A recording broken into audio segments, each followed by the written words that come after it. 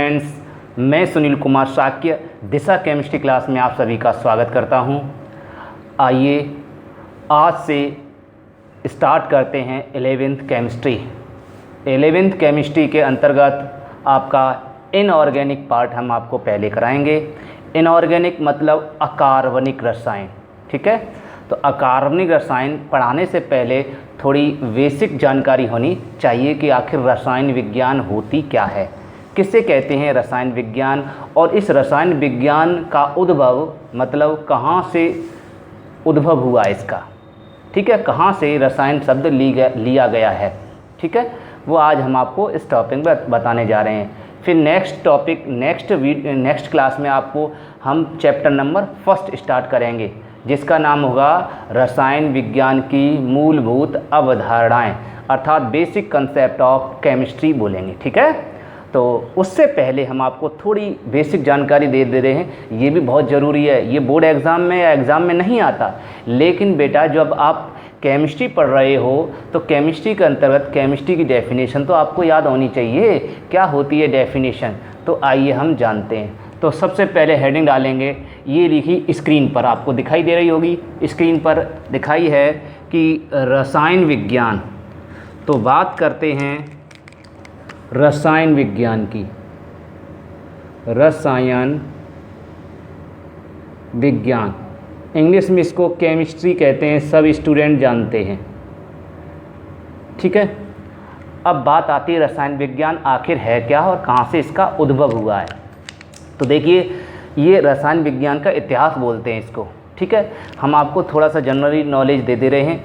रसायन विज्ञान होती क्या है, तो देखिए पहले रसायन विज्ञान कहते किसे हैं, डेफिनेशन क्या होती है वो तो आपको बाद में समझाएंगे। उससे पहले रसायन विज्ञान का उद्भव कहाँ से हुआ है तो वो सुनिए।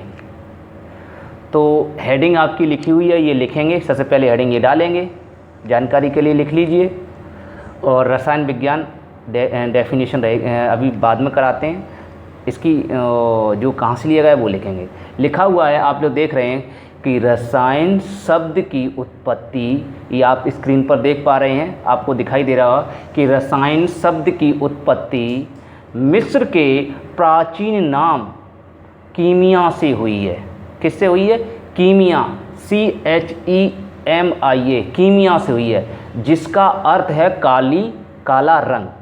कीमिया का अर्थ क्या है? काला रंग। काला रंग क्यों प्रसिद्ध है बेटा? मिस्र की मिट्टी काली थी और अभी भी मिस्र की मिट्टी काली है।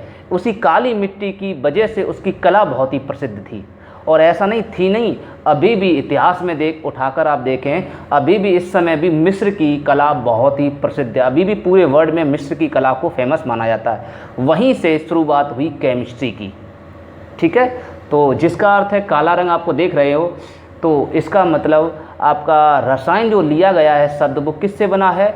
मिस्र के प्राचीन नाम से। ये आपको जानकारी होनी चाहिए, क्योंकि जब कंपटीशन आप फाइट करते हो, कभी पुलिस एग्ज़ाम में, रेलवे एग्ज़ाम या अदर कोई एग्ज़ाम देते हो, तो उसमें ये क्वेश्चन कभी कभार पूछ लेता है कि रसायन की उत्पत्ति कहाँ से हुई। क्लियर हुआ? कैसे हुई है आपको पता लग गया। अब डेफिनेशन, अब हेडिंग है आपकी परिभाषा, किसकी? रसायन विज्ञान की। तो देखिए रसायन विज्ञान क्या है? विज्ञान की एक छोटी सी शाखा है। आप जानते हैं विज्ञान के अंतर्गत भौतिक विज्ञान आता है, रसायन विज्ञान आता है, यहाँ तक कि मैथ भी विज्ञान के अंतर्गत है। मैथ भी एक विज्ञान की शाखा है, ठीक है। लेकिन अब मैथ को अलग कर दिया गया। सबसे पहले मैथ, क्योंकि साइंस का ही निर्माण हुआ, साइंस ही पूरी सृष्टि, आप सभी जानते हैं पूरी सृष्टि ही साइंस है, और साइंस के अंतर्गत से निकल के पैदा हुआ है मैथ। तो मैथ अलग अब कर दिया, अब मैथ अलग शाखा के अंतर्गत कर दिया है। अब मैथ इसकी शाखा नहीं है, पहले इसकी शाखा माना जाता था।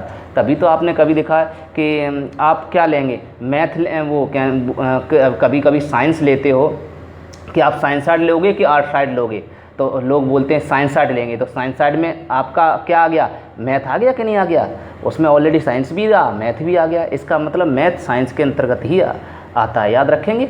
चलिए अब बात करते हैं डेफिनेशन की। तो रसायन विज्ञान क्या है सुनिए। रसायन विज्ञान, ठीक है बेटा, किसे कहते हैं? डेफिनेशन है विज्ञान की वह शाखा जिसके अंतर्गत हम पदार्थ की संरचना, ये संरचना कैसी है, और संगठन, संगठन क्या क्या क्या इसमें मिला हुआ है, क्या क्या इसमें मिला है, बत्ती है, ये प्लास्टिक है, कैप है, ये संगठन, कौन कौन संग संग है, संग संग माने संगठन साथ साथ है, संगठन कोमा गुण धर्म, इसका क्या गुण है लिखने में इसका प्रयोग करते हैं, और उपयोग का अध्ययन किया जाता है। आप लोग देख पा रहे हो लिखा हुआ है। तो डेफिनेशन क्या बनी, विज्ञान की वह शाखा, साथ साथ बोलें, पढ़ते हुए भी बोला करो तो याद हो जाता है, रसायन विज्ञान विज्ञान की वह शाखा जिसके अंतर्गत हम पदार्थ की संरचना, संगठन, गुणधर्म और उपयोगों का अध्ययन करते हैं, उसे रसायन विज्ञान कहते हैं। आपको डेफिनेशन समझ में आ गया। अब बात करते हैं, अब नेक्स्ट हेडिंग है रसायन विज्ञान की फुल फॉर्म। ये फुल फॉर्म डाल लीजिए। जो प्रत्येक अक्षर है सी, इस सी का अर्थ क्या होता है, दूसरा अक्षर है एच, इस एच का अर्थ क्या होता है, तीसरा अक्षर है ई, इस ई का अर्थ क्या होता है, चौथा अक्षर है एम, इस एम का अर्थ क्या है, फिर आई का अर्थ क्या है, फिर एस का अर्थ क्या है, फिर टी का अर्थ क्या है, फिर आर का क्या अर्थ है, फिर वाई का अर्थ क्या है। वो आपको आपकी ये आपका लिखा हुआ है, आप इसको नोट भी कर सकते हैं। चलिए मैं थोड़ा सा समझा भी दे रहा हूँ। सी का अर्थ है केमिकल, केमिकल मीन्स रसायन, तो जो भी रसायन बनते हैं वो केमिस्ट्री से ही बनते हैं। क्लियर हुआ। दूसरा हेल्थ, HEALTH, हेल्थ मीन्स स्वास्थ्य है, इसका मतलब स्वास्थ्य की रक्षा करने के लिए भी केमिस्ट्री का प्रयोग किया जाता है, दवाइयाँ बनाते हैं, आप जानते हैं, इसीलिए health. E for education, education means शिक्षा। अगर बिना शिक्षा के आप दवाई दोगे, बिना एजुकेशन के आप डॉक्टर बनोगे, दवाई दोगे तो मरीज को फ़ायदा की बजाय नुकसान भी करेगी, इसलिए शिक्षा भी ज़रूरी है। एम है मेडिसन, मेडिसन मीन्स दवाई, बिना दवाई के प्रयोग से शिक्षा का भी कोई प्रयोग नहीं। अगर शिक्षा है आपके पास, एजुकेशन बहुत अच्छी और दवा आपके पास है नहीं, जैसे इस समय अब कोरोना चल रहा है, कोरोना की शिक्षा होने के बावजूद भी उसकी दवा विकसित नहीं है, तो इसका मतलब रोग का इलाज नहीं किया जा सकता है, इसलिए मेडिसिन भी ज़रूरी है, मतलब दवाई भी बहुत ज़रूरी है। तो M for medicine, MEDICIEN, that is clear. I for industry, अब ये मेडिसिन बनेगी किस में, इंडस्ट्री में बनेगी, क्षेत्र में बनेगी, कंपनियों में बनेगी। इंडस्ट्री मीन्स कंपनियाँ, औद्योगिक क्षेत्र उसमें बनेगी, क्योंकि ये कंपनी नहीं होगी तो दवाई कैसे बनेगी, इसलिए कंपनी भी ज़रूरी है।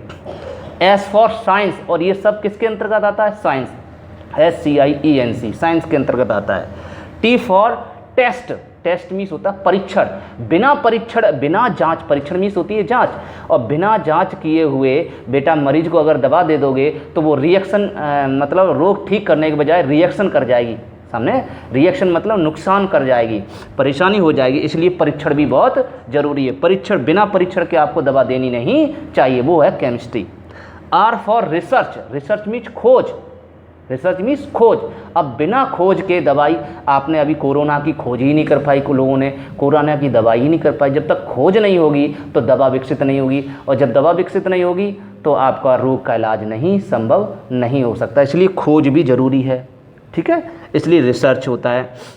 वाई फॉर याइल्ड, याइल्ड मीन्स होती है उत्पत्ति, तो किसी चीज़ की उत्पत्ति का, जो कोई चीज़ है उत्पत्ति माने उत्पन्न होना। अब मेडिकल की आपको, अब जैसे दवा बनानी है तो वो आपको, वो चीज़ आपके मार्केट में या आपकी कहीं ज़मीन में या पृथ्वी पर उपलब्ध होनी चाहिए, उसकी उत्पत्ति होनी चाहिए। जब तक वो उपलब्ध नहीं होगी तो आप उसकी कोई चीज़ दवा वगैरह कोई चीज़ बना नहीं सकते, ठीक है। जैसे आपको किसी की औषधि बनानी हो और आपको मान लीजिए कोई आयुर्वेदिक मेडिसिन बनानी हो, तो आयुर्वेदिक मेडिसिन तभी बना सकते जब उसके पेड़ पौधे मौजूद हो, उत्पत्ति होनी चाहिए, तो उत्पत्ति ज़रूरी है। तो ये आपकी बनाई हुई डेफिनेशन है, ये आपको बुक में नहीं मिलेगी, ठीक है।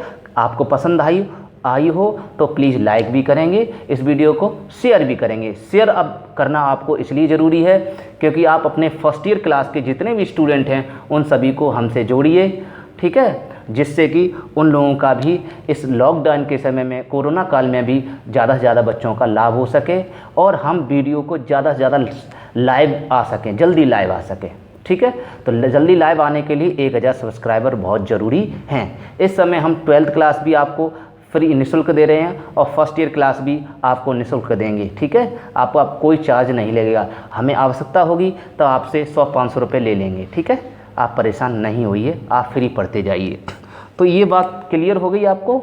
चलिए अब नोट पॉइंट ये वो लिख लीजिए, ये आपको जानकारी होनी चाहिए।